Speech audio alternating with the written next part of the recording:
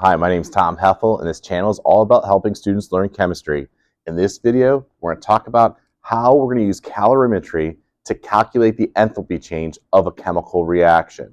Now, in a previous video, we learned how to find that enthalpy change theoretically. In this video, we're going to be talking about how to find that enthalpy change experimentally. So we're going to kind of like pretend we're doing an actual experiment. And in this experiment, we're going to mix hydrochloric acid with sodium hydroxide, and that's going to produce some water and sodium chloride. The amount of hydrochloric acid that I'm going to use is 50 milliliters of a 1 molar solution, and that's going to be exactly the same amount of sodium hydroxide that I'm going to add as well. And what we're going to do is we're going to use a coffee cup calorimeter, okay?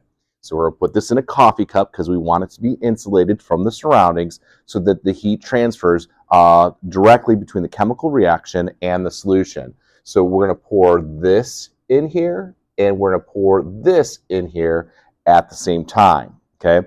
Now these solutions have an initial temperature of 21 degrees Celsius. So I'm going to put my initial temperature here. Initial temperature, if I can write better.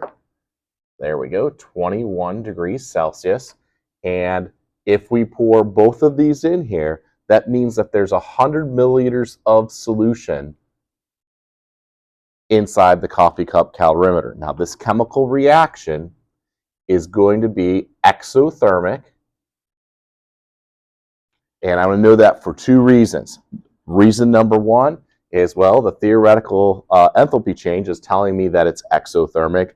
But more importantly, experimentally, I know it's going to be exothermic because the temperature is going to go up, okay? And this is going to end up with a final temperature of 27.5 degrees Celsius.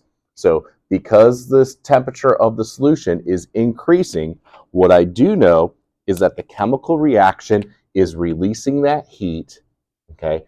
And that heat is being absorbed by the solution that's inside the coffee cup calorimeter. Now, there's going to be a couple assumptions that we're going to make about this solution, and they're right over here on the board. Assumption number one is that the density of this solution is going to be close to the density of water at 1 gram per milliliter.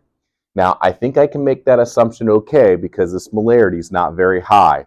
But if this molarity gets to like 2, 3, 4, 5, 12 molarity, then I'm guessing that this density is probably going to go up to like 1.01, 1.02, 1.03 as the molarity of the solution increases. But we're at 1 molarity, so it's kind of like on the border here. But we're going to use this assumption that the density of the solution is 1 gram per milliliter. And if that is true, and I have 100 milliliters, well, 100 milliliters, if the density is 1 gram per 1 milliliter, then the mass of this solution is going to be 100 grams. And that's going to be important for us a little bit later, okay?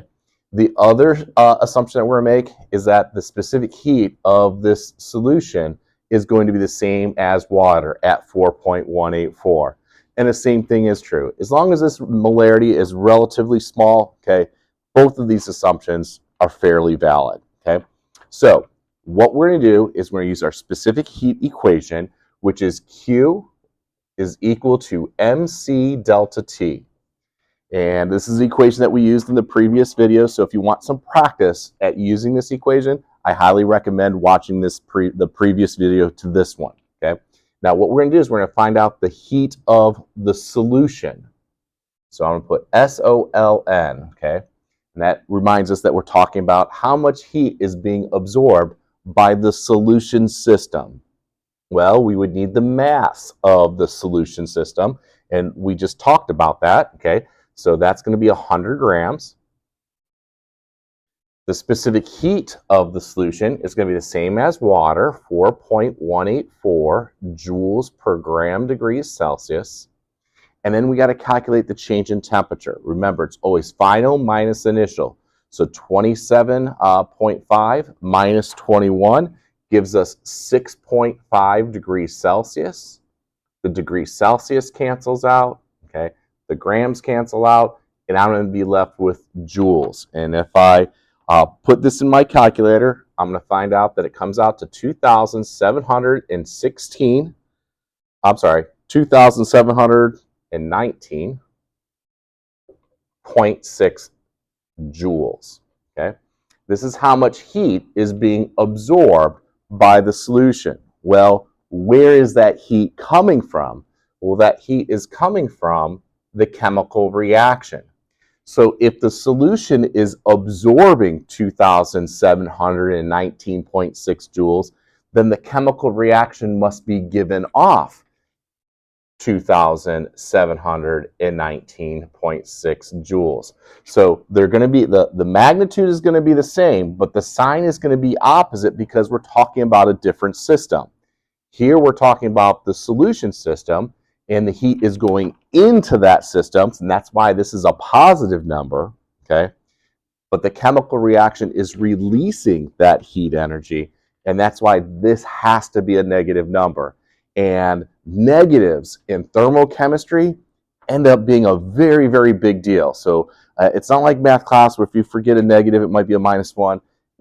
Calling something that is exothermic when it should be endothermic, that's a big deal. You actually have it 100% backwards. So be careful with your signs when doing any type of thermochemistry. Okay. Well, if you look at this number, you might say, well, this heat flow doesn't look like this enthalpy change. Okay. And remember, heat flow and enthalpy change are going to be the same if it's under constant pressure, of which we are. Our coffee cup calorimeter is open to the atmosphere. So why aren't these two numbers matching? Okay, well, this is negative 56.1 kilojoules per mole of hydrochloric acid or per mole of sodium hydroxide. Okay, well, we might not have a full mole. And if we don't have a full mole, then we're not going to get the full 56.1 kilojoules. Okay, so that we can do apples to apples, let's go ahead and figure out how many moles of HCl and sodium hydroxide I have. Well, to do that, what you're going to do is you're going to use the molarity equation, and you're going to rearrange it so that moles is equal to molarity times volume. So I do that by some cross multiplication. Okay, so if I take the molarity, which is 1, and plug that in right here, and that's moles per liter. And then I got to also multiply it by the volume, but that volume has to be in liters. So I got to divide by 1,000. So that ends up being 0.050 liters. And you can see the liters cancel out, and I'm going to be left with moles. So that's equivalent to 0.050 moles of HCl. Of course, since this is the same quantity, it would be 0.050 moles of the sodium hydroxide as well. Okay. Now, when we talk about enthalpy change, remember, this is negative 56.1 kilojoules.